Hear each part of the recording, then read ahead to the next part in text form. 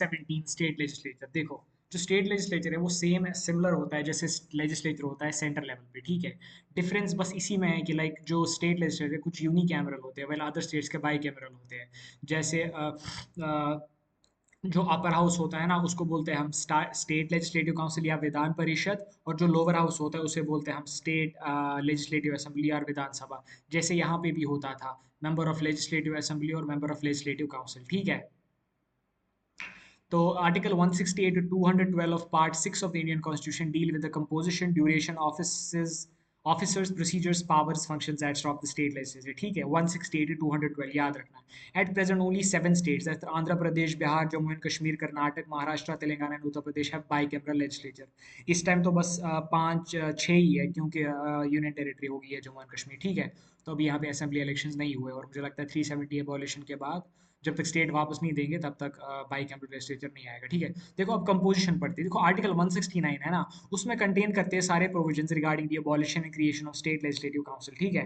It states that parliament में by law provide for the abolition और creation of the legislative council for a state after a resolution to this effect is passed by the Vidhan Sabha of state with a majority of not less than 2/3 of the members, ठीक है। तब तक आप abolish या create नहीं कर सकते हो लेजिस्लेटिव काउंसिल एक स्टेट में, जब तक इस रेजोल्यूशन पे कम से कम 2/3 मेंबर्स वोटिंग ना करें, ठीक है। तो article 171 lays down the total strength of the state legislative council which should not exceed 1/3 of the total number of members in the legislative assembly.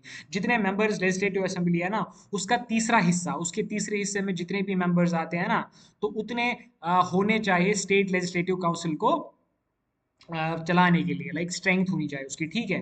Like 40 से कम नहीं होना चाहिए। Article 171 of part 3 states that total number of members of the legislative council कितने, as nearly as 1/3 shall be elected by the electorates consist of members of municipalities, district boards and such as other local authorities in the state as parliament may law specify। हाँ, तो 1/3 जो elect करते हैं उनको कौन elect करता है? Electorates consisting of members of municipalities, district boards and other local authorities. और 1/12 को कौन इलेक्ट करता है?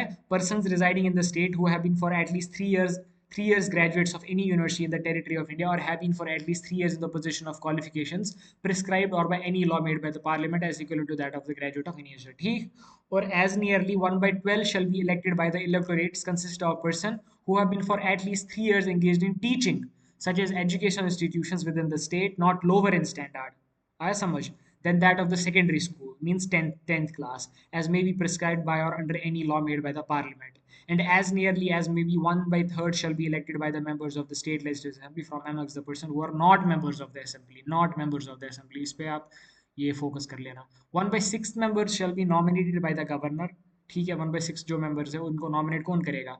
गवर्नर नॉमिनेट करेगा from amongst person possessing special knowledge and experience in the field of art, literature, science, social science, cooperation movement, etc, ठीक है। देखो qualifications of the member of state council क्या क्या होना चाहिए। आर्टिकल 173 में सारी क्राइटेरिया लाइक उन्होंने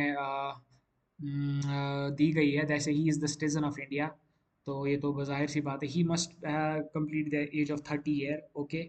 possess such other qualification as may be prescribed on the behalf और अंडर लॉ, जितनी भी कॉन्स्टिट्यूशन में प्रिस्क्राइब की गई है क्वालिफिकेशंस वो होनी चाहिए उसको, या जो भी पार्लियामेंट में लॉ बना हुआ है। Nobody can be a member of both the houses of state, ठीक है।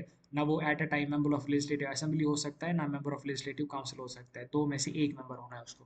ड्यूरेशन क्या है? देखो ये तो कॉसी परमानेंट हाउस है, लाइक कभी लाइक जैसे 1/लाइक क्या like after 2 years every like 1/3 शायद सेंटर में होता था, लाइक ये मतलब ये रिटायर। यहाँ पे 1/3 of the member retire every second year, हाँ सेम है almost. Each member has a term of 6 years। Got it. The chairman and deputy chairman, देखो according to article 182 the legislative council of every state must choose 2 members of the council to be chairman and deputy chairman, ठीक है। Both can preside over all sessions of the Legislative Council except a session where a resolution for the removal of the chairman or deputy chairman is under consideration. The chairman cannot participate in the voting but can exercise his casting vote, ठीक। 182 article के हिसाब से जो legislative council है उसमें 2 members होते हैं, chairman और डिप्टी चेयरमैन। दोनों प्रिजाइड कर सकते हैं सेशंस के ओवर, ठीक है। लेकिन चेयरमैन पार्टिसिपेट नहीं कर सकता है वोटिंग में, but he can exercise his casting vote, ठीक है, कभी कभार जब जरूरत पड़ती है। देखो स्टेट लेजिस्लेटिव असेंबली, अब हम विधानसभा पढ़ेंगे, इसका कॉम्पोजिशन क्या है। The state legislative assembly is the lower house and the popular chamber which is directly elected by the people of the concerned state according to and concerned state according okay. According to Article 170 of the Indian Constitution, the Legislative Assembly of each state shall consist of not more than 500, 500 से ज़्यादा नहीं है, not less than 60 members, chosen by the direct election from the territorial constitution in the state, जिसको हम constituencies कहते हैं, ठीक है. There are certain constitutional provisions for the reservation of seats in various legislative assemblies for women. जैसे women's के लिए, SCs के लिए, STs के लिए जो गवर्नर है ना, उसको अथॉरिटी दी गई है कि वो कम से कम एक member from Anglo Indian community ये करे. तो अगर उसको एडुकेटेड रिप्रेजेंटेशन नहीं मिली उसमें, ठीक है, तब वो नॉमिनेट कर सकते हैं. Qualification of the membership. Article 173 of the Indian constitution provide the qualification for the membership of state legislative council. देखो 17.1 टेबल में दिया गया है कि strength of state legislatures in India, आप ये देख सकते हो. आंध्र प्रदेश में बाई कैमरल है, आंध्र अरुणाचल प्रदेश में यूनी कैमरल, तो you can go through the table to get. But ये अपडेटेड नहीं है, ठीक है. For updated you can log on to election commission website, तो वहाँ पे आपको ये मिलेगा. या you can go like individually to like different states की जो वेबसाइट्स है विधानसभा की, तो वहाँ पे आपको मिलेगा, ठीक है. तो हाँ, so this is like this. तो क्वालिफिकेशंस क्या होना चाहिए? He must be a citizen of India, he has complete the age of 25 years and he possesses such other qualification as may be prescribed on that behalf or by any law made by the parliament. तो duration क्या होता है? देखो article 172 of the Indian constitution states that every state legislative assembly shall continue for 5 years from the date of appointment for its first meeting unless dissolve, ठीक है, 5 साल. During the proclamation of the emergency the period of the assembly can be extended by the law of the parliament for a period of 1 year. अगर for instance assembly emergency होती है तो उस time जो period of assembly है वो 1 साल के लिए एक्सटेंड किया जाता है, ठीक है. तो हाँ, जब फॉर इंस्टेंस फिर प्रोक्लेमेशन लाइक सीज होता है फिर अंडर ऑपरेशन, तो उस टाइम फिर 6 महीने के बाद एक्सटेंड नहीं हो सकता है. 6 महीने इज अ मिनिमम टाइम, उसके बाद आपको इलेक्शन करानी है या नई सरकार बनानी है, ठीक है. Speaker and deputy speaker. Article 178 states that 2 elected members of legislative assembly shall be chosen as the speaker and deputy speaker of the every assembly, ठीक है. जैसे लोकसभा में स्पीकर होता है. In case the office of the speaker और deputy speaker becomes vacant the assembly shall choose another member as the speaker और deputy speaker, ठीक है. तो both can preside over all the sessions of the legislative assembly except a session where a resolution for the removal of speaker and deputy speaker is under consideration. For instance, वो session जहाँ पे speaker और deputy speaker को हटाने का resolution हो, उसमें वो पार्टिसिपेट नहीं कर सकते. बाकी जितने भी सेशन होते हैं विधानसभा के, उसमें स्पीकर और डेप्टी स्पीकर पार्टिसिपेट करते हैं. The speaker cannot participate in voting. Voting में पार्टिसिपेट नहीं कर सकता है, but he can exercise his vote in terms of like different reason. जब कुछ लाइक मिसलेनियस रीजंस होते हैं उनकी वजह से वो वोट कर सकता है, ठीक है. उसके बाद हम पढ़ेंगे सेशंस. देखो according to article 174 the governor shall from time to time summon the house or each house of the legislative assembly to meet for 6 months, but should not intervene between its last sitting in one session and the date appointed for its first sitting in the session, ठीक है. देखो कम से कम उनको समन करता है according to 174. Governor summon करता है from time to time house को कि आप कम से कम 6 महीने में एक बार मिलो, ठीक है. The governor has the power to prorogue the house और either the house and also the power to dissolve. Prorogue में like start the proceedings and also he has the power to dissolve the legislative assembly, जैसे हमने पीछे पढ़ा. Functions of the state legislative assembly क्या है? देखो legislative functions क्या है. The state legislative assembly can make laws on any subject contained in the state list as well as the concurrent list, provided by there should be no conflict with the laws made by the parliament. State list पे भी laws बना सकता है, concurrent list पे भी laws बना सकता है, but कोई conflict नहीं होना चाहिए on the laws made by the parliament. According to article 196, an ordinary bill may originate in either house of the state legislature, ठीक है, या विधानसभा में या विधान परिषद में. A bill pending in the legislature should not lapse due to propagation of the house thereof. Bill lapse नहीं होना चाहिए, ठीक है. A bill pending in the legislative council which has not been passed by the legislative assembly shall not lapse on the dissolution of the assembly. But a bill which is pending in the legislative assembly or which has been passed by the legislative assembly and pending in the legislative council shall lapse on the dissolution of the assembly. देखो अगर for instance जो legislative council में अगर pending कोई bill है और उसको पास नहीं किया जाता है लेजिस्लेटिव असेंबली में, वो लैप्स नहीं होनी चाहिए, ठीक है. मगर जो बिल पेंडिंग है लेजिस्लेटिव असेंबली में और जो लेजिस्लेटिव असेंबली ने पास की है मगर लेजिस्लेटिव काउंसिल में पेंडिंग है, उसको लैप्स किया जाता है जब असेंबली डिसॉल्व होती है. मीन्स दैट लेजिस्लेटिव असेंबली है it is more powerful than A legislative council. और आर्टिकल 197 फर्दर ले डाउन करता है certain restrictions on the power of legislative council as to bills other than money bills. It stipulates that if a bill has been passed by the legislative assembly of a state having a legislative council and transmitted to the legislative council, the bill may be अगर कोई bill pass की जाती है legislative assembly से, ठीक है, लेकिन जिसमें एक लेजिस्लेटिव काउंसिल भी बैठा हो, तो वो कैसे ट्रांसमिट होता है?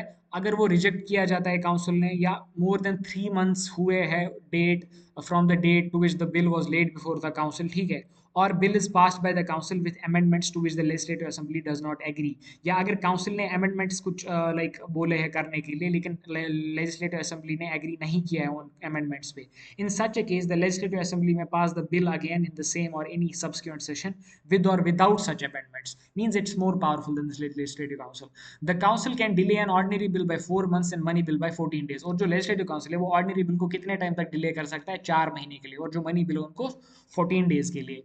कंट्रोल ऑफ एग्जीक्यूटिव, देखो legislative assembly exercise control over the council of ministers headed by the chief minister, ठीक, जाहिर सी बात है. Besides asking questions, including resolutions, motions, the Legislative Assembly can pass a vote to ensure that dismiss the government. Legislative Assembly pass भी कर सकती है vote to censor the dismiss the government, ठीक है. It is similar to no confidence motion against the ministry. अगर किसी को confidence achieve करनी हो तो वो no confidence motion फिर वो उसके लिए वो करता है, उसके बाद उसको पता चलता है कि मेरे को मेजोरिटी है यहाँ पे कि नहीं है. The council of ministers are individually और collectively responsible to the assembly for their acts, policies and decisions, जो हम पिछले चैप्टर से पढ़े आ रहे हैं. By passing no confidence vote the assembly can bring down the government. अगर वो नो कॉन्फिडेंस वोट में लाइक मेजोरिटी नहीं प्रूव कर पाए लाइक रूलिंग सरकार, तो असेंबली को गिरा सकते हैं, ठीक है. फाइनेंशियल पोजीशंस क्या है या financial functions? The financial control also lies in the legislative assembly. इनके पास फाइनेंशियल कंट्रोल भी होता है. क्या? आर्टिकल 265 में ले डाउन है कि no tax can be levied except by the authority of law, no appropriations can be made except by law, no money bill is granted and no tax can be increased and money bill और financial bill can be introduced without the consent of the government. तो देखो, no tax can be levied except by the authority of law, जब तक authority of law का नहीं होगा, जब तक लॉ अप्रोप्रिएशन नहीं करेगा, जब तक मनी बिल ग्रांट नहीं होगी, और कोई टैक्स वगैरह इंक्रीज नहीं होगा जब तक गवर्नर का कंसल्ट नहीं होगा, ठीक है. In a unicameral legislature the passage of the money bill is easier than the bicameral legislature. जो यूनिकैमरल लेजिस्लेचर होता है जिसमें सिर्फ स्टेट असेंबली होती है, वहां पे मनी बिल को पास करना ईजी होता है then a bicameral legislature. Money bill can only be introduced in the assembly and not in the council. लेकिन आप याद रखना, जब भी मनी बिल इंट्रोड्यूस होती है ये स्टेट असेंबली में होती है, ना कि स्टेट असेंबली काउंसिल में, ठीक है, या स्टेट लेजिस्लेटिव काउंसिल में, ठीक है. देखो, after money bill is pass by the assembly it is sent to the council for its consideration and recommendation, ठीक है. फिर काउंसिल को 14 डेज होते हैं कि डिसाइड करना बिल पे क्या उनको एसेंट देना है कि नहीं देना है, या उनको पास करना है कि नहीं पास करना है. उसके बाद असेंबली में और may not accept the recommendations. जब उनको वापस भेजते हैं तो असेंबली कभी कभार अमेंडमेंट्स एक्सेप्ट करती है या कभी कभार रिजेक्ट कर देती है, बट उसके बाद वापस बिल भेजती है किसको? काउंसिल को. और उसके बाद उनको फिर इवेंचुअली उसको पास करना होता है, और फिर जैसे ऑर्डिनरी बिल को मनी ये गवर्नर को पास भेजा जाता है, ऐसी मनी बिल को भी ऑर्डिनरी बिल की तरह गवर्नर को पास किया जाता है, और then he gives his assent, ठीक है. अमेंडिंग फंक्शंस, देखो, the legislative assembly also enjoys certain powers with regard to the amendment of the constitution. Constitution को अमेंडमेंट करना, चेंज करना, मॉडिफिकेशंस करना. Under article 368 a bill of the constitutional amendment after being passed by the parliament is referred to the states for ratification. अगर जब भी कोई bill constitution amendment के लिए पास की जाती है पार्लियामेंट में, उसको फिर स्टेट्स को भी रेफर किया जाता है फॉर रेटिफिकेशन, ठीक है. The legislative assembly has the power of passing a resolution by its simple majority showing approval और disapproval of that particular bill. और स्टेट असेंबलीज को भी पावर होता है कि वो एक सिंपल मेजॉरिटी के साथ एक रेजोल्यूशन पास करे, जिससे वो पता चलता है कि उन्होंने अप्रूवल दिया है या डिसअप्रूवल दिया है उस बिल के related. The bill can also refer to the legislature, the legislative assembly of a concern state और proposer, desiring alteration of its boundary lines or its reorganization to elicit its view before the recommendation such bill to be introduced in the parliament. और कभी कभार president भी refer करता है legislature को कि वो चाहता है कि लाइक आप इसको थोड़ी बहुत रीऑर्गेनाइजेशन करो ताकि मैं ये फिर रिकमेंड करूँ, उसके बाद इंट्रोड्यूस करूँ पार्लियामेंट में, ठीक है. इलेक्टोरल फंक्शंस क्या है? देखो, the state legislative assembly performs same electoral functions also. क्या क्या? It is the part of the electoral college for the election of the president. It elects its own speaker and deputy speaker. Got it? अपना speaker और deputy speaker elect करना. तो points of remembered ये आप देख लो summary, and your question from this chapter would be you have to write the difference between state legislative council and state legislative assembly. and आपको अभी और आपको देखना, हाँ, और आप ड्यूरेशन लिखो, आप स्पीकर और डिप्टी स्पीकर पे भी थोड़ा बहुत लिख लेना, और आप functions of the state legislative assembly लिख लेना, ठीक है. सारी फंक्शंस अच्छे से लिख लेना. तो this is your homework from this chapter. So moving on, we gonna start now chapter number 18, that is high court. देखो, आप हमने सुप्रीम कोर्ट पढ़ा था, it is the highest judiciary authority in the centre and as well as in the country, and it follows a hierarchy like single grievance redressal system या single judicial redressal system है country में, which is supreme court at the highest level, उसके बाद state के high courts, उसके बाद lower courts, ठीक है। जो जुडिशरी है ये एक इंटीग्रल पार्ट होता है एवरी फेडरल सिस्टम का, और जो इंडियन कॉन्स्टिट्यूशन है it provides an integrated judicial system. Supreme court highest होता है और उसके बाद हाई कोर्ट्स होते हैं या बाकी लोअर कोर्ट्स होते हैं। जैसे आर्टिकल 214 में मेंशन किया गया है, there shall be a high court for each state, thus the high court stands at the top of the state judicial administrative setup. Under article 231 the parliament may by law establish a common high court for two or more states and a union territory. जैसे मैंने बोला आपको, पंजाब और हरियाणा का same high court है, ठीक है, गोवा और महाराष्ट्र का सेम हाई कोर्ट है। There are 24 high courts at the state and union territory level of India which together with the supreme court of India at the national level. जैसे Jammu and Kashmir और लद्दाख का भी सेम हाई कोर्ट है। तो composition of high court क्या है? According to article 216 every high court shall consist of a chief justice and such other जजेस as the president may form from time to time appoint.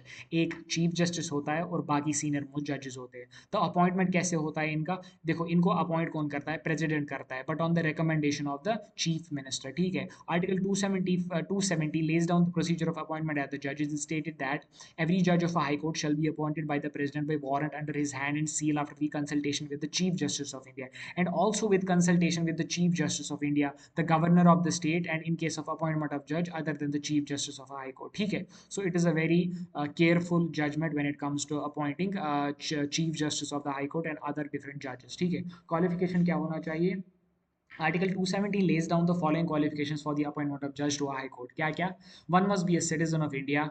One must have held the judicial office in India for 10 years. कम से कम 10 साल के लिए वो practice करना चाहिए, किसमें? Judicial office में, कहीं भी कंट्री, अक्रॉस द कंट्री में। And one must have been practised as an advocate. Advocate भी काम किया होना चाहिए उसने, और टू और more such courts in session for a similar period, या कोई भी, या लोअर कोर्ट या दूसरा जो कोर्ट होगा, लोक अदालत, वहाँ पे उसने काम किया होना चाहिए, तभी वो एक हाई कोर्ट का जज बन सकता है। टेन्यूअर क्या होता है? देखो, द जज shall hold office until they attain the age of 62, जब तक वो 62 ईयर्स के ना हो। And in case of additional और एक्टिंग जजेस the age specified is 62 years of retirement, ठीक है। जो एडिशनल और एक्टिंग जज होते हैं उनके भी 62 ईयर्स ऑफ रिटायरमेंट है, ठीक है।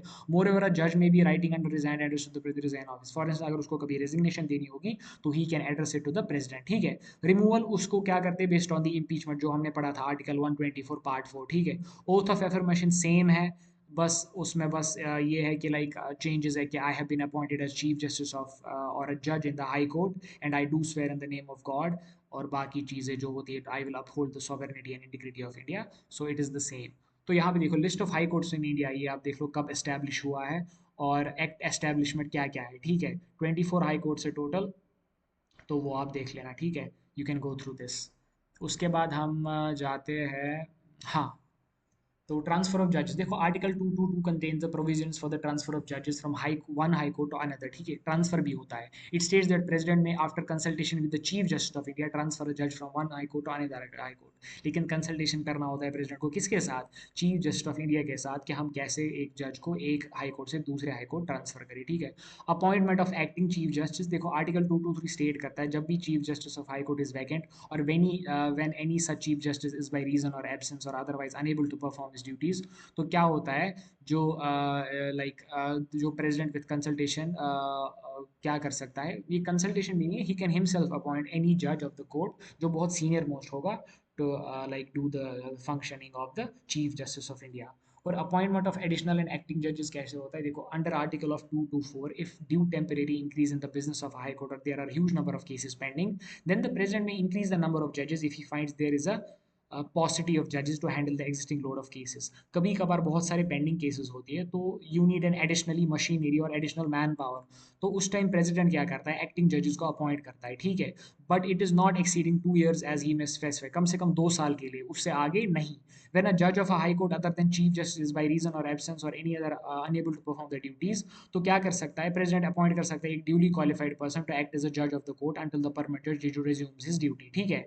इट इज़ ओनली जब तक वो 62 ईयर्स का होगा। सैलरीज और अलाउंसेस, ये तो मुझे पता है यहाँ पे गलत लिखा होगा, like it's very old data, तो you can go to the website if there is, I think there is supreme court website, और you can go through any authentic data, जो भी गवर्नमेंट सोर्स होगा वहाँ पे आपको पता चलेगा what is the salary and other allowances of a जज of a supreme court and chief justice of high courts, ठीक है। देखो हेरार्कल सिस्टम आपको पता है हाई कोर्ट्स का। देखो high courts is the highest judicial system in the state. There are subordinate courts to the state high court, subordinate courts होते हैं और these courts hear and decide both civil and criminal cases. Civil cases और criminal cases दोनों पे decision देते हैं। The hierarchical structure of the judicial system in the state can be understood under the following headings. क्या क्या? Criminal court, civil court और revenue court. ठीक है, देखो क्रिमिनल कोर्ट क्या होते हैं? Criminal courts work under the supervision and control of the session जज। ठीक है, एक सेशन जज होता है, वो क्रिमिनल कोर्ट्स को सुपरवाइज करता है और कंट्रोल करता है। ठीक है, each district has a district and session judge who can hear criminal cases like murder trials, डकैती etc. हर किसी डिस्ट्रिक्ट में एक डिस्ट्रिक्ट एंड सेशन जज होता है जो क्रिमिनल केसेस हेयर करता है, जैसे मर्डर, रॉबरी। ठीक है, he can award death sentences और life imprisonment to an accused found guilty. और वो डेथ सेंटेंस और लाइफ इम्प्रिजनमेंट भी किसी अक्यूज्ड को दे सकता है जो भी गिल्टी पाया जाता है। ठीक है, each case involving the awarding of a death sentence to a criminal has to be ratified by the state को। उसको ratify करना होता है, मतलब उसको एक हिसाब से reconsider करना होता है to make sure that it is not a biased judgment। ठीक है, there is a judicial magistrate known as the chief judicial magistrate under the session judge। तो एक magistrate होना होता है judicial magistrate, जिसको हम chief judicial magistrate होता है। he functions under the session judge। he can hear criminal cases and reward a punishment up to 7 years of a jail term। वो भी criminal cases देखता है और he may award a punishment up to 7 years of a jail term। he can also hear appeals against the decisions of the magistrates। आया समझ? अगर magistrate की appeal को के खिलाफ कोई अपील है तो he can hear them too। okay, under the judicial magistrate or the chief judicial magistrate there are magistrate class 1, class 2 and class 3। आया समझ? और judicial magistrate होता है और जो chief judicial magistrate होता है उसके अंडर तीन मैजिस्ट्रेट्स होते हैं, क्लास 1, क्लास 2 और class 3। First class magistrate can hear appeals against the decisions of the magistrate class 7 and class 3। अगर देखो अगर मैजिस्ट्रेट्स क्लास 2 और क्लास 3 ने जो डिसीजंस दिए होंगे, अगर उनके खिलाफ अपील को हेयर करना है, that only can be done by first class magistrate. ठीक है, और जो फर्स्ट क्लास मैजिस्ट्रेट है, he can award punishment up to 2 years imprisonment and a fine of ₹1000। and magistrate class can award punishment up to 6 months or a fine up to ₹500। and magistrate class third can award punishment up to 1 month and or up to fine ₹100। ठीक है, और magistrate class second और class उनको power to hear appeals नहीं होता है, क्योंकि वो बहुत जूनियर होते हैं as compare to magistrate class 1। और मुझे लगता है ये जो फाइन और हाँ फाइन तो मुझे लगता है रिवाइज किया गया है, क्योंकि लाइक ₹100 तो बहुत कम है। तो ये भी आप देख लेना। ठीक है, यू कैन गूगल इट और आपको कोई भी ऑथेंटिक लाइक इन्फॉर्मेशन मिलेगी इस रिलेटेड। तो इट्स मैं आपको क्यों बार बार बोल रहा हूँ कि like Google it, because you have to make sure you are up to date, क्योंकि ये बहुत पुरानी बुक है, इस पे लाइक रिवाइज नहीं किया गया है। सिविल कोर्ट्स क्या है? देखो there is a network of civil courts at the district level. क्या? डिस्ट्रिक्ट जज is at the top, district जज सबसे ऊपर है। व्हेन द सेशन जज here civil cases he is called the district जज। जब भी कोई सेशन जज सिविल केसेस हियर करता है उसको हम डिस्ट्रिक्ट जज बोलते हैं। He hears bigger cases directly and other civil cases which refer to him as appeals against the directions of the lower courts। ठीक है, देखो यहाँ से देखो आप एक टेबल बना दिया गया है जहाँ पे हाई कोर्ट और उसका हायरार्किकल स्ट्रक्चर लिखा गया है, तो ऐसे आपको याद रहेगा। ठीक है, तो this can fresh up your memory. तो ये तो आप लाइक ये तो देखना ही देखना है यार, ये तो मतलब टिप ऑफ द टंग होना चाहिए आपको। ठीक है, तो ये आप देख लेना। ठीक है, और उसको बना, हाँ, one question for you is ये आपको बनाना है, what is like high court and it's hierarchical structure, ये आपको बनाना है। ठीक है, देखो उसके बाद क्या है, देखो आपको पता है he can hear all civil cases in which a minimum sum of ₹20,000 is involve. जो भी सिविल केसेस में जिसमें ₹20,000 का सम इन्वॉल्व है उनको ये हेयर कर सकता है। और सीनियर सब जज क्या है, वो वर्क अंडर द डिस्ट्रिक्ट जज। ठीक है, सीनियर सब जज can hear any civil case. जो भी सीनियर सब जज है वो हर कोई भी सिविल केस को हेयर कर सकता है। देयर आर 4 अदर सब जजेस क्लास 1, 2nd, 3rd, 4। सब जजेस class 1 and 2nd can hear cases involving the amount of 5,000, whereas the sub judges of class 3rd and 4 can hear all civil cases which are now involve the amount of ₹1,000 to 2,000। और जो revenue courts है ना, the deputy commissioner is the head of the revenue courts. Deputy commissioner means collector, वो क्या है, revenue courts का head होता है। He is the collector of land revenue and undertakes land management. ठीक है, he is the collector of the land revenue, और जो भी लैंड मैनेजमेंट है उसको अंडरटेक करता है। He can hear appeals against the decisions of tehsildar and नायब तहसीलदार जो उसके अंडर काम करते हैं। और तहसीलदार को हम बोलते हैं फर्स्ट क्लास मैजिस्ट्रेट। ठीक है, वो डिफरेंट होता है क्योंकि रेवेन्यू कोर्ट्स में सिर्फ ब्यूरोक्रेट्स काम करते हैं। ठीक है, उसमें जजेस और लाइक एडवोकेट्स काम नहीं करते। There is a revenue officer और revenue assistant to help the DC. मैंने revenue case are heard and decide by tehsildar, minus revenue case are heard and decide by courts of naib tehsildar. और जो रेवेन्यू ऑफिसर है वो एक हिसाब से असिस्ट करता है, या जो रेवेन्यू असिस्टेंट होता है वो डीसी को हेल्प करता है in like undertaking the responsibility. Appeals against the decisions of the collector of revenue personality और डिविजनल कमिश्नर। और आपको पता है डिविजनल कमिश्नर एक डिवीजन का होता है, जैसे बहुत सारे डिस्ट्रिक्ट्स के जो कलेक्टर हैं उनको वो एक हिसाब से स्पेयर हेड करता है, ठीक है। और अगर appeals against the decision of collector है वो कौन सुनता है, they are heard and decided by the divisional commissioner. और ईच डिविजनल कमिश्नर के अंडर ऑलमोस्ट लाइक 3 to 5 और इवन ज़्यादा डिस्ट्रिक्ट होते हैं, ठीक है। जैसे मुझे लगता है डिविजनल कमिश्नर ऑफ कश्मीर के अंडर शायद 12 डिस्ट्रिक्ट है। तो subordinate courts are primarily courts in the hierarchy of the Indian judicial system. और जो सबऑर्डिनेट कोर्ट्स है they are actually primary courts in the hierarchy of the Indian judicial system. They handle a number of cases. These cases are supervised, direct and controlled by the High Court of the state. In cases को क्या supervise, direct और control कौन करता है? High Court of the state। हाँ,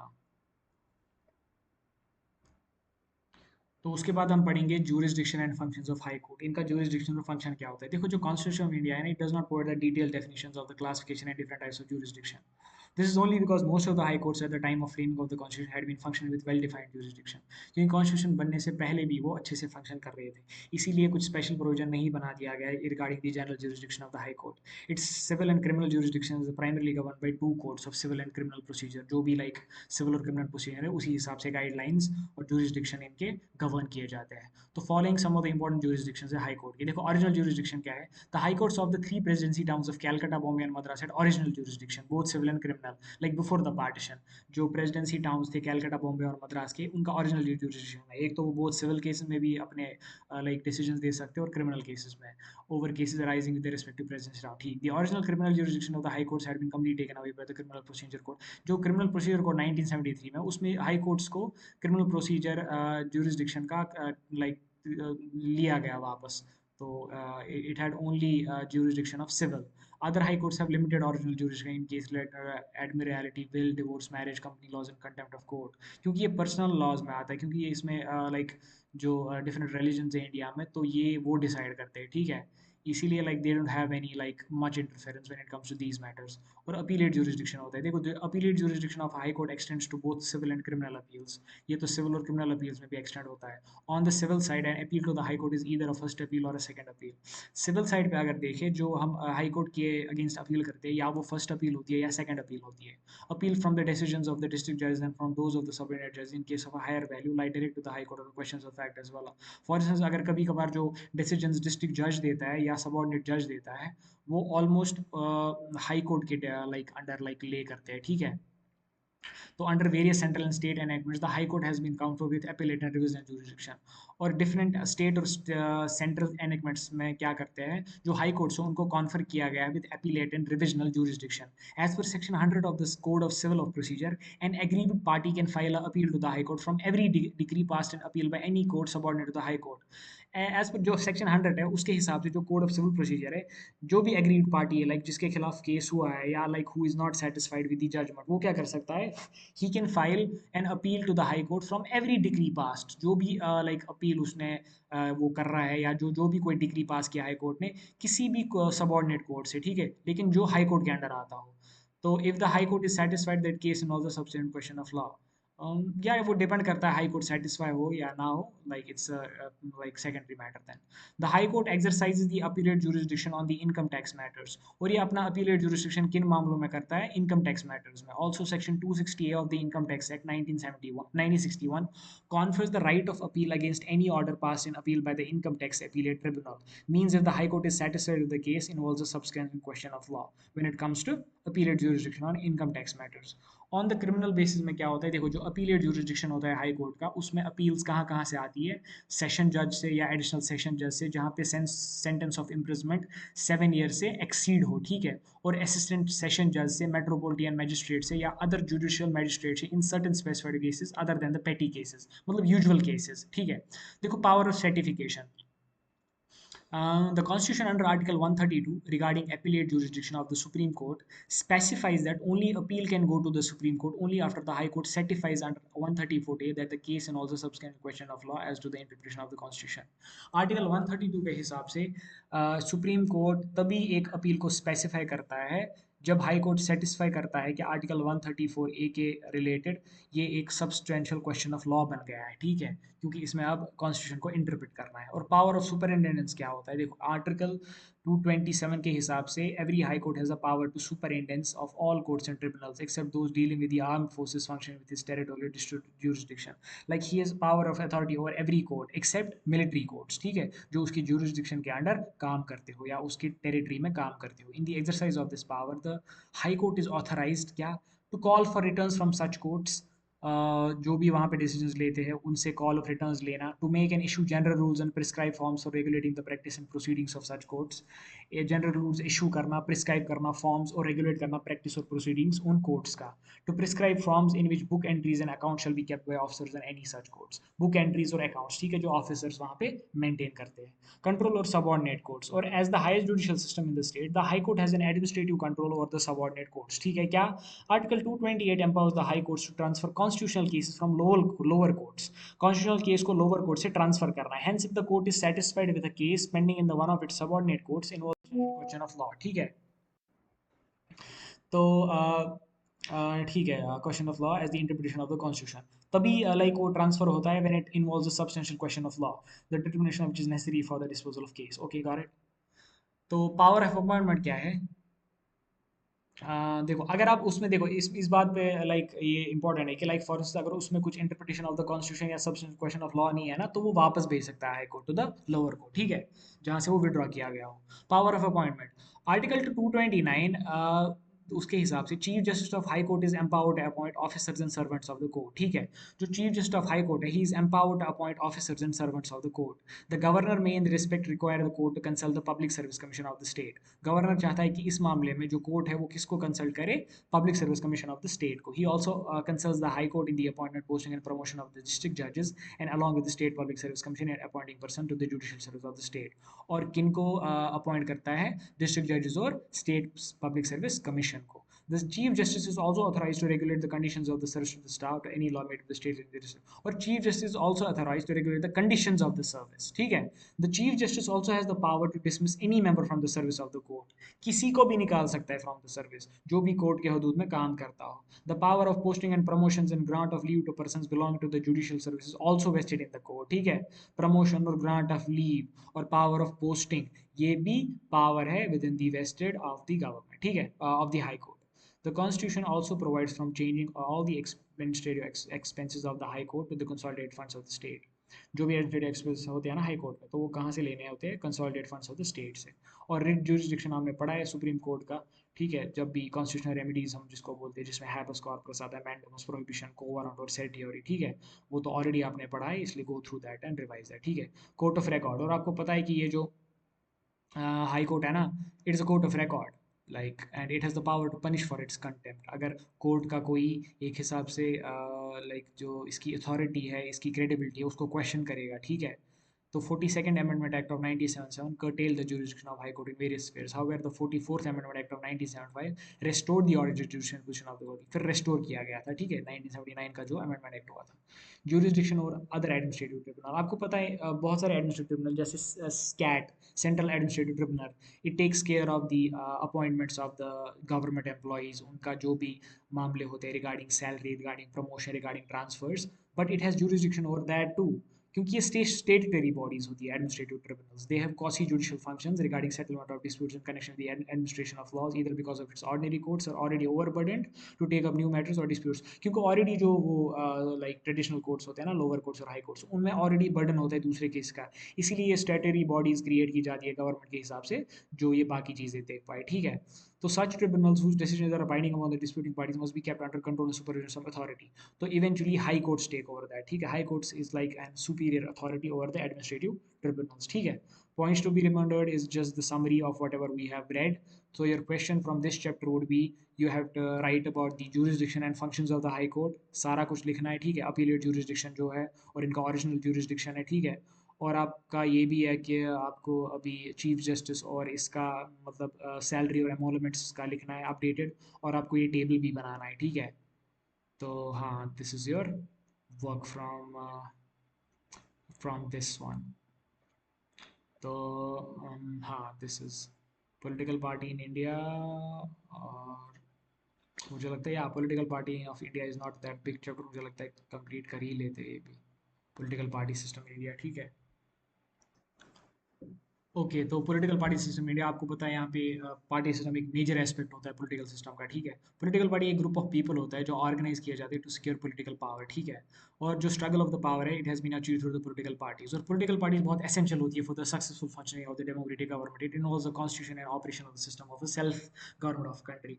political parties major acts जैसे articulation, interest aggregation, political communication, political socialisation. तो whole जो पॉलिटिकल प्रोसेस है उसमें active participation of political levels होता है। विदाउट पॉलिटिकल पार्टीज इलेक्शन हम नहीं हेल्ड कर सकते, ठीक है, और गवर्नमेंट नहीं बन सकती है, and it cannot be effectively pursued.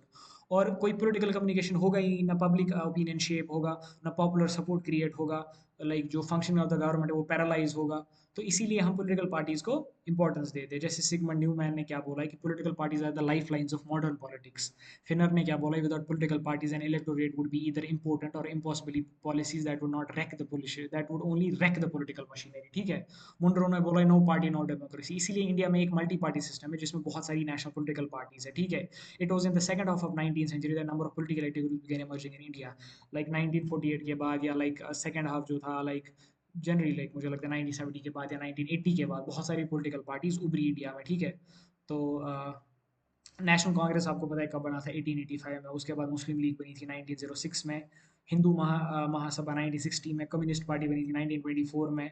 Akali Dal बना था 1920 में। नेशनल कॉन्फ्रेंस बना था 1938 में, ठीक है। तो ये like because it has been there for ages. तो पॉलिटिकल पार्टीज ऑलमोस्ट मुझे लगता है ज़्यादा इंडिपेंडेंस के बाद ही आई। 40 नेशनल और 50 रीजनल पार्टीज ने पहले इलेक्शन में पार्टिसिपेट किया था जो 1951 टू 1952 हुआ था, ठीक है। लेकिन सिर्फ चार पॉलिटिकल पार्टीज है जिनको नेशनल पॉलिटिक्स रिकग्नाइज किया गया, नेशनल पॉलिटिकल पार्टीज, जिसमें कांग्रेस था, पीएसपी था, कम्युनिस्ट पार्टी थी, और जनसंघ थी, ठीक है। तो अभी तो 2024 का जनरल इलेक्शन हुआ है, तो उसके आपके लिए आपको क्वेश्चन है कि आपको बोलना है जो अभी रिसेंटली इलेक्शन हुआ उसमें कितनी नेशनल पॉलिटिकल पार्टीज़ ने और कितनी रीजनल पार्टीज़ ने, जो स्टेट पार्टीज़ है उन्होंने पार्टिसिपेट किया, ठीक है। मुझे रेशियो चाहिए, ठीक है। तो ये मेरे को आप बताना। देखो, अब हम पढ़ेंगे नेचर ऑफ पार्टी सिस्टम। आपको पता है वन पार्टी होता है, स्प्लिट पार्टी होता है, या कोएलिशन होता है, ठीक है।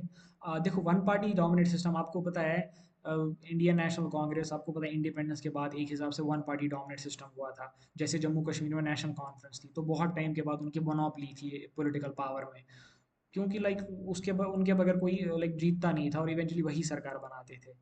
तो उसके बाद क्या हुआ, लाइक कांग्रेस ने एक हिसाब से, जब आपको पता है नेशनल इमरजेंसी डिक्लेयर किया था, तो उसके बाद थोड़ा बहुत भरोसा लाइक उठ गया लोगों का, and then they give chance to other political parties, ठीक है। तो वन पार्टी डोमिनेंस एरा फिर ऑलमोस्ट खत्म हो गया। तो अभी भी अब आप देख सकते हो, मुझे लगता है 2024 में ऐसे लाइक वन पार्टी डोमिनेंस नहीं है, बट हाँ there is a major shift towards one party, लेकिन उतना भी नहीं है, because right now we have a coalition government at the centre, ठीक है। स्प्लिट पार्टी आपको पता है, जैसे मतलब जो बड़ी पार्टीज होती है उनका फिर स्प्लिट होता है, या मतलब नेशनल पार्टीज में बनती है, या कभी कभार छोटी पार्टीज है, जैसे लोक दल स्प्लिट हुआ था, इंडियन नेशनल कांग्रेस से बना था वो, ठीक है। जैसे ऑल इंडिया तृणमूल कांग्रेस या नेशनलिस्ट कांग्रेस पार्टी, वो भी एक हिसाब से इंडियन नेशनल कांग्रेस का हिस्सा थी, ठीक है। तृणमूल कांग्रेस तो बंगाल में है, और इंडियन नेशनलिस्ट कांग्रेस पार्टी तो मुंबई महाराष्ट्र में, ठीक है। कम्युनिस्ट पार्टी तो इसके बाद ही बनी थी 1964 में। और जो ए आई ए डी एम के है ना, वो डी एम के से कारवा थी ना, लाइक जो अभी तमिलनाडु में सरकार चला रही है, ठीक है। Telugu Desam broke up to like TD after the death of N T Ramarao, ठीक है। उसके बाद तेलुगु देशम वो एक हिसाब से एन टी आर में बटी, जो लाइक एक तो तेलुगु देशम पार्टी, टीडीपी वो तो अलग है, and N T R Telugu Desam, ठीक है, जो was the wife of N T Ramarao, ठीक है। तो लाइक कभी कभार मर्ज भी होती है, जैसे जनता पार्टी मर्ज हुई थी, लोक दल मर्ज हुई थी, ठीक है। और अभी आप देख सकते हो लाइक एनडीए अलायंस था और इंडिया अलायंस था, ठीक है। और जो कोalition पॉलिटिक्स था ना, ये भी बहुत इमर्ज हुआ, क्योंकि जो फोर्थ जनरल इलेक्शन हुआ था 1960 में, उसमें कोalitions का फिर बिगनिंग हुआ। जैसे जनसंघ, एसएसपी, सीपीआई, सीपीआईएम ने एक हिसाब से बहुत रीजनल पार्टीज ने ज्वाइन किया, और उसके बाद उन्होंने फिर क्या और लाइक कोalition बनाई, ठीक है। जैसे अभी एनडीए और इंडिया का कोalition है, कहाँ पे, सेंटर में। Changing scenario in the sense कि like firstly it was a one party domination, now with time and tide and changes in the political process, like there is not a one party domination. हाँ, like there are majority of people are aligned into one party, but still like there is a scope of multi party system, ठीक है। और like कभी कभार like कोalition आती है, और आपने ये देखा होगा कि लाइक हॉर्स ट्रेडिंग होती है, जैसे रिसेंटली मुंबई में हुआ, और मध्य प्रदेश में देखा गया है कि लाइक कैसे कांग्रेस की सरकार को गिरा दिया गया and eventually BJP came to power, because like it's all it's like the governments and the political parties are always influenced by power and money. Okay, तो कुछ भी हो सकता है, ठीक है। तो अभी 2024 का जो इलेक्शन हुआ था, like NDA is in the power, which is made up of BJP, Janata Dal United, Telugu Desam party, ठीक है, और शिवसेना जो मुंबई की है, ठीक है। तो अपोजिशन का रोल भी बहुत ज़बरदस्त होता है, आपको पता है। अपोजिशन लाइक स्ट्रेंथ्स डेमोक्रेसी, ठीक है। जब तक लाइक अपोजिशन नहीं होगा तब तक मुझे नहीं लगता है like democracy is going in a good way. तो फर्स्ट टाइम जब लाइक अपोजिशन पार्टी बनी वो 1969 में बनी, जब कांग्रेस जो दूसरा फ्रैक्शन था इनका, इनको अपोजिशन पार्टी का स्टेटस मिला, ठीक है। तो अपोजिशन इज़ जस्ट लाइक कि जो मेजोरिटी पार्टी होगी उसके बाद जिनकी सबसे ज़्यादा सीट्स होंगी वो अपोजिशन पार्टी कहलाती है, ठीक है। जैसे अभी अपोजिशन पार्टी है Congress in the parliament in the centre, and Rahul Gandhi is the leader of opposition, ठीक है। तो it is very successful functioning for the parliamentary democracy, it checks the autocratic tendencies, कभी कभार डिक्टेटरशिप भी चलती है, तो that's why opposition is needed to check the autocratic regimes and autocratic tendencies of the ruling party. तो और हमेशा like Indian party system में लैक है इफेक्टिव अपोजिशन, अभी हम देख सकते हैं, मुझे लगता है इट्स अ चेंज, मुझे लगता है अभी थोड़ी स्ट्रॉन्ग अपोजिशन है, बट यू नेवर नो कि लाइक क्या हो सकता है, ठीक है। तो और मतलब जो लीडर ऑफ अपोजिशन है उसको बहुत स्पेशल स्टेटस दिया जाता है, ठीक है। अक्टूबर 1990 में जब सोनिया गांधी को रिकग्नाइज किया है द लीडर ऑफ अपोजिशन, जून 2009 में एल के अडवाणी को बनाया गया, ठीक है। तो उसको एंजॉय एक स्पेशल स्टेटस होता है, सैलरी भी होती है उसको, अलाउंसेस होते हैं different as leader of opposition, क्योंकि पार्लियामेंट एक्ट ऑफ 1977 के हिसाब से, ठीक है। तो his status is equal to that of cabinet minister, उसका स्टेटस ऑलमोस्ट सेम होता है जैसे कैबिनेट मिनिस्टर का होता है, and he draws the same salary as drawn by the cabinet minister, बराबर उतनी ही सैलरी मिलती है। तो ठीक है। तो अभी आप हाँ, जैसे राहुल गांधी भी लीडर ऑफ अपोजिशन है, ठीक है। तो ये आप याद रखना, और multi party system system with emergence of regional parties, ठीक है। जब भी रीजनल पार्टीज आती हैं तब मल्टी सिस्टम पार्टी आता है, जैसे अभी आपको पता है नेशनल कॉन्फ्रेंस, या बाकी जो बिहार की पार्टी है, या लाइक अरुणाचल प्रदेश की पार्टीज़ है, या जो महाराष्ट्र में बहुत सारी पार्टीज़ है, ठीक है, नेशनलिस्ट कांग्रेस है, या ऑल इंडिया तृणमूल कांग्रेस है, या समाजवादी पार्टी है यूपी में, जिसमें जिसको सबसे ज़्यादा सीट्स मिले इस टाइम लोकसभा इलेक्शंस में इन यूपी। तो it creates a multi party system, ठीक है। तो like because with the emergence of regional parties or multi party systems, lack of clear ideology। देखो एक हिसाब से जो majority of the political parties है ना, लाइक उनकी आइडियोलॉजी क्लियर नहीं होती है। जैसे मैं आपको बताऊंगा जो बीजेपी है ना, इट्स राइट विंग पार्टी, ठीक है। बट जो कांग्रेस है ना, मतलब you can't say it's left wing, it lies between the right wing and the left wing, ठीक है। तो लाइक आइडियोलॉजी होनी चाहिए, like you should have like जिसको हम विचारधारा बोलते हैं हिंदी में। If you don't have a clear ideology तब तक आप, मुझे नहीं लगता है कि लाइक क्योंकि लाइक जब भी देखें ना, हर कोई पार्टी एडवोकेट करती है डेमोक्रेसी, सेक्युलरिज्म, सोशलिज्म, गांधीज्म, लेकिन इन रियलिटी वो कुछ डिफरेंट ही करती है फिर जब वो पावर में आती है, ठीक है। तो lack of social economic and political basis, और जो इंडियन पॉलिटिकल पार्टीज है ना उनमें कोई सोशल इकोनॉमिक और पॉलिटिकल प्रोग्राम्स नहीं है, क्योंकि बहुत majority of the political parties on the base of caste, religion और लैंग्वेज बनती है, ठीक है। जैसे आपको पता है लाइक अभी जब हम देखें तो मतलब लाइक पोलराइजेशन होती है, जैसे अभी हम देखें फॉर इंस्टेंस, या at the time of independence, उस टाइम लाइक मुस्लिम लीग बनी थी, it was like advocating for the separate state, for separate country for the Muslims. या अभी अगर हम देखें बहुजन समाज पार्टी, या अभी हम बीजेपी देखें, it's mostly shifted towards Hindus. तो yeah there is always been a lack of economic and political peace, ठीक है।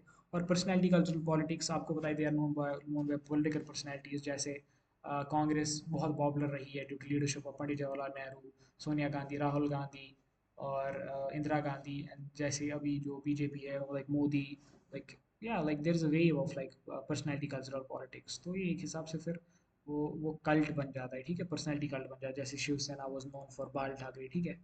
In power sharing politics between national and regional parties, like it has always been like a tussle between them। जैसे अगर opposition में या state में अगर कोई different party rule कर रही है और सेंटर में कोई डिफरेंट पार्टी है, तो उनकी ऑलवेज हमेशा कंट्रोवर्सी रहती है, ठीक है। जैसे अभी रिसेंटली कल जो बजट हुआ था, तो जो चार चीफ मिनिस्टर्स है ऑफ डिफरेंट पार्टीज उन्होंने बॉयकॉट किया था, ठीक है। तो वो एक हिसाब से मतलब इट इज़ ऑलवेज कॉन्ट्रोवर्शियल। तो जैसे लाइक रीसेंट जो 2014 में जो इलेक्शन हुआ था कश्मीर में, उसमें बीजेपी ने कोalition की थी पीडीपी के साथ, लेकिन इवेंचुअली फिर वो कामयाब नहीं रही, तो फिर वो लाइक सरकार गिर गई थी, ठीक है। And role of direct action और एक्स्ट्रा कॉन्स्टिट्यूशनल मीन्स क्या होता है वो? देखो, most of the political parties in India have been using the direct actions and pressure in order to secure the party benefits, ठीक है। जैसे direct action consist of strikes, dharnas, gherao, bandhs, boycotts, passive resistance.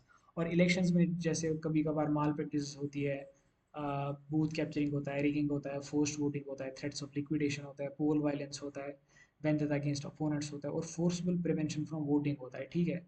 तो उनको एक हिसाब से पॉलिटिकल पार्टी प्रैक्टिस करते हैं, लाइक बहुत सारी रूल्स एंड रेगुलेशंस आती है, मॉडल कोड ऑफ कंडक्ट होता है, लेकिन पॉलिटिकल पार्टीज वही करती है जो उनको ठीक लगता है, और इवेंचुअली उस हिसाब से वो वोटर्स को अट्रैक्ट करती है। जैसे मतलब अभी मैं एग्जांपल दूंगा, लाइक बीजेपी ने क्या किया था, बीजेपी लाइक मतलब it used Ram Mandir to appease the by like Hindu voters, but eventually it lost, so it was an irony। तो वो हार गए, वो लाइक अयोध्या जो फैजाबाद कॉन्स्टिट्यूंसी में आता है। तो लाइक यू कैन लाइक मतलब political parties can do everything within their mind to like make sure कि लाइक कुछ भी हो, ठीक है।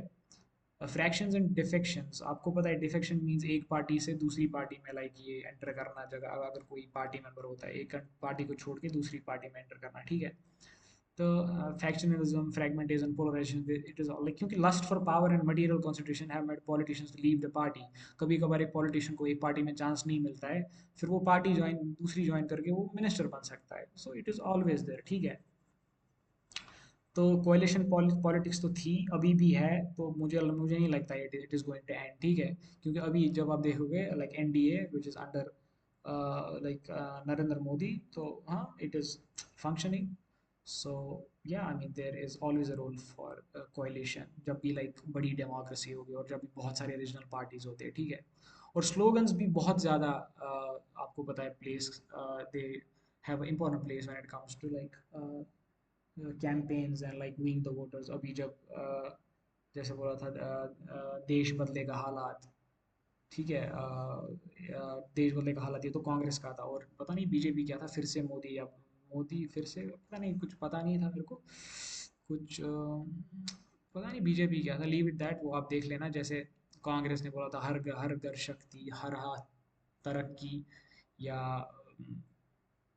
जैसे सबका साथ सबका विकास, या मोदी सरकार, अब की बार मोदी सरकार, like these are the things because they really have a deep impact when it comes to attracting voters, ठीक है। और अब तो सोशल मीडिया की हेल्प से बहुत ज़्यादा लाइक एंगेजमेंट होता है, यूट्यूब पे वो लोग कंटेंट क्रिएट करते हैं, इन्फ्लुएंसर्स को बुलाते हैं, उनके उनके साथ फिर स्पॉन्सर्स करते हैं, फिर वो उनके लिए कैंपेनिंग करते हैं, ठीक है। तो like with the advent of new technology, like बहुत री एमर्जेंस हुआ इंडियन पॉलिटिक्स का, ठीक है।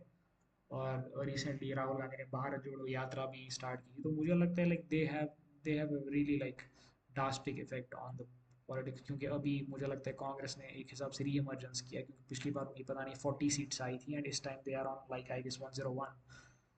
तो हाँ like it is a different way कि लाइक पॉलिटिकल पार्टीज कैसे शेप अप होती है। तो पॉइंट्स टू बी रिमेंबर्ड, आप पढ़ लेना ये चीज़ें। तो इसमें आपको क्वेश्चन है, हाँ ये नेचर ऑफ पार्टी सिस्टम, जितने भी पॉइंट्स मैंने डिस्कस किए हैं इनको आपने अच्छे से लिखना है, ठीक है। और अपने थॉट्स भी थोड़े बहुत लिखने हैं, एंड मेक श्योर कि आप सीधे कॉपी पेस्ट नहीं करो, फिर कोई फ़ायदा नहीं है। देखो, अब मैं आपको पढ़ा रहा हूँ, like we are both, I am giving my time, so I am giving my energy, इसका मतलब है like you should copy paste, फिर कोई फ़ायदा नहीं होगा। एग्जामिनर को लगना चाहिए कि like there is a difference between different answer sheets. अगर आप यही लिखोगे जो बुक में लिखा होगा तो कोई फ़ायदा नहीं है ना। मैं ये नहीं बोलता हूँ कि आप खुद से कोई किताब छापो, बट हाँ like take the idea, but make sure that you link it with the latest information.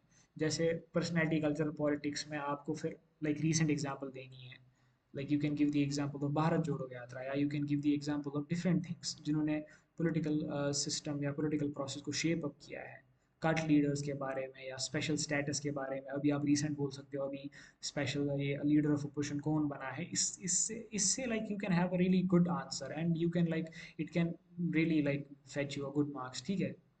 तो yeah this is the way of doing it. तो yeah like you have to hurry up, you have to buck up, because I guess exams जल्दी होंगे। तो make sure आप time waste नहीं करो, और like काम भी भेज दो, ठीक है। काम भी आप बताएं 10 दिन से आपने काम नहीं भेजा, तो ऐसे तो नहीं चलेगा ना, ये तो फिर मेरा भी टाइम वेस्ट हो रहा है, फिर तो कोई फ़ायदा ही नहीं है ना। इसलिए डू इट। तो वैसे भी मतलब कुछ मसला नहीं है, ऐसे तो मैं एक दिन में बुक ख़त्म कर दूंगा। तो but you have to make sure कि आप भी लाइक अपने हिसाब से पेस कंटिन्यू रखो या टाइमली कंप्लीट करो।